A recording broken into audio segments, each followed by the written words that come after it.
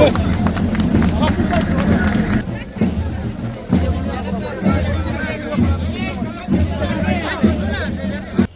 দলই ক্ষমতায় যাক না কেন, যেই দলই বিরোধী দলে থাকুক না কেন, ক্ষমতার মূল শক্তি যেন আপনার হাতে থাকে, এইটা বুঝবার জন্যই আপনাকে গণভোটে হ্যাঁ দিতে হবে। আমার ভালো লাগছে যে এই পর্যন্ত 5টা জেলায় আমি গেলাম, 5টা জেলাতে আমি মানুষের মধ্যে ভোট দেওয়ার ব্যাপক আগ্রহ দেখতে পাচ্ছি। তার একটা বড় কারণ হচ্ছে সরকার নির্বাচনের পক্ষে অবস্থান নিয়েছে। আরেকটা অনেক বড় কারণ হচ্ছে রাজনৈতিক দলগুলো ভোটের পক্ষে জনমতটা গড়ে তুলতে সক্ষম হয়েছে। সেজন্য রাজনৈতিক দলকে ধন্যবাদ জানাচ্ছি। আমরা দুটো বিষয় নিয়ে কথা বলবো। একটা বিষয় হচ্ছে 12 তারিখে কিন্তু 2টা ভোট দেওয়া লাগবে। একটা ভোট হচ্ছে আপনাকে আপনার সংসদ সদস্য নির্বাচন করতে হবে। আপনি যাকে চেনেন, জানেন, বুঝেন যে এই লোক নির্বাচিত হলে আমাদের সন্তানেরা যে প্রাণ দিয়েছে নতুন একটা বাংলাদেশের জন্য, সেই স্বপ্ন বাস্তবায়নে কাজ করবে, আপনারা তাকেই বেছে নেবেন। আপনারা একজন নেতাকে ভোট দেবেন, আমরা একজন নেতাকে ভোট দেব, আর দেওয়ার পরে বলবো এই লোকটা ভালো না। তাহলে মানে হলো আমরা আমাদের পরীক্ষা নিরীক্ষা করি নাই, আমরা আমাদের বুদ্ধিশুদ্ধি কাজে লাগাই না। ভোট মানে কি খালি অধিকার? ভোট মানে কিন্তু কর্তব্য। আপনি আপনার এলাকাতে ভোট দিয়ে কাকে নির্বাচন করে আনলেন, তার উপর কিন্তু খালি আপনার এলাকা না, দেশের ভাগ্য নির্ভর করে। আপনি যদি ভালো মন্দ বিচার না করে একটা পক্ষপাতিত্ব নিয়ে ভোট দেন, তাহলে কিন্তু আপনি নিজের এলাকাতেও যেমন বিপদে পড়বেন, দেশকেও ওরকম বিপদে ফেলবেন। কাজে নেতা নির্বাচনের ক্ষেত্রে আমরা সতর্ক হব, আমরা সজাগ হব। দেশ যেভাবে চলেছে, দেশ যে আর সেভাবে চলবে না, বা দেশকে সেই গতানুগতিক নিয়মে চালানো যাবে না, এটা কিন্তু তরুণ সমাজ আত্মাহুতি দিয়ে জুলাই আগস্টে আমাদেরকে দেখিয়ে দিয়েছে। সেটা আমাদেরকে সকলকে ব্যক্তি পর্যায় থেকে অনুধাবন করতে হবে এবং নেতা নির্বাচনের ক্ষেত্রে আমাদেরকে সতর্ক হতে হবে, সজাগ হতে হবে। এইটুকুনি হচ্ছে সাধারণ নির্বাচন নিয়ে সরকারের বক্তব্য। এবার আসি গণভোট।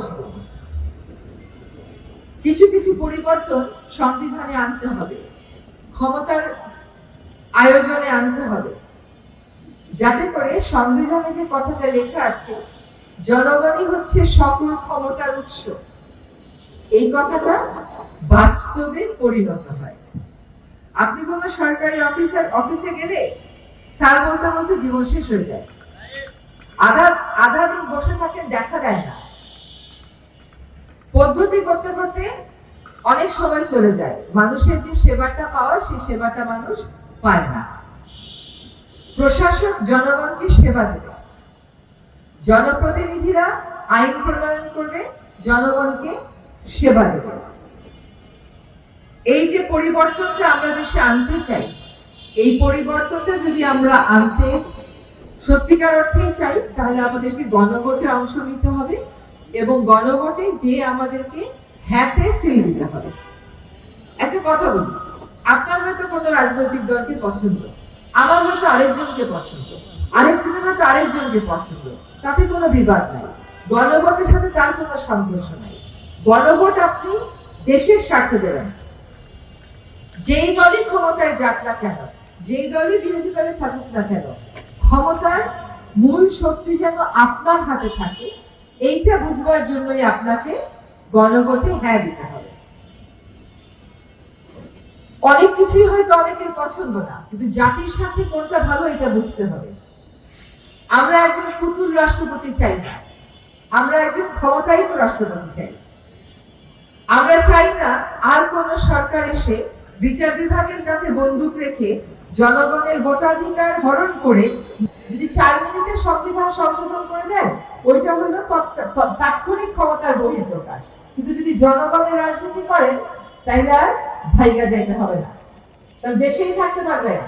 কারণ সুষ্ঠু নির্বাচন হবে, আপনি যদি ভালো কাজ করেন তাহলে পরবর্তী নির্বাচনে জনগণ আপনাকে আবার ভোট দেবে, আপনার কাছে আবার পৌঁছাতে পারে।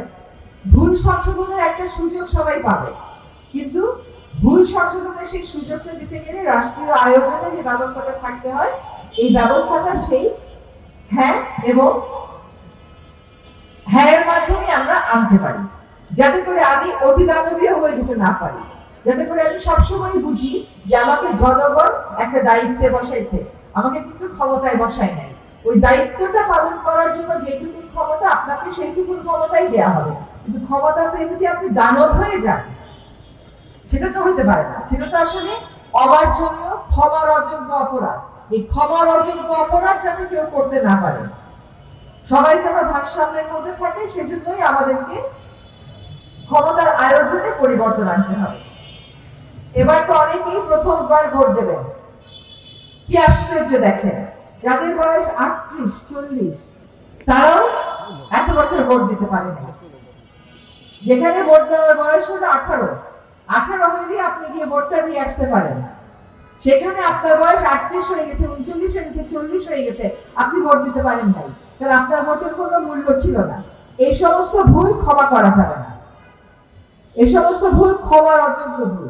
কেউ যেন আর কোনোদিন ক্ষমার অযোগ্য ভুল না করে, কেউ যেন আর কোনোদিন নানান অপরাধ করে দেশ থেকে পালিয়ে যেতে না পারে, সেজন্য আমাদেরকে কি করতে হবে? হ্যাঁতে গিয়ে সিল দিতে হবে।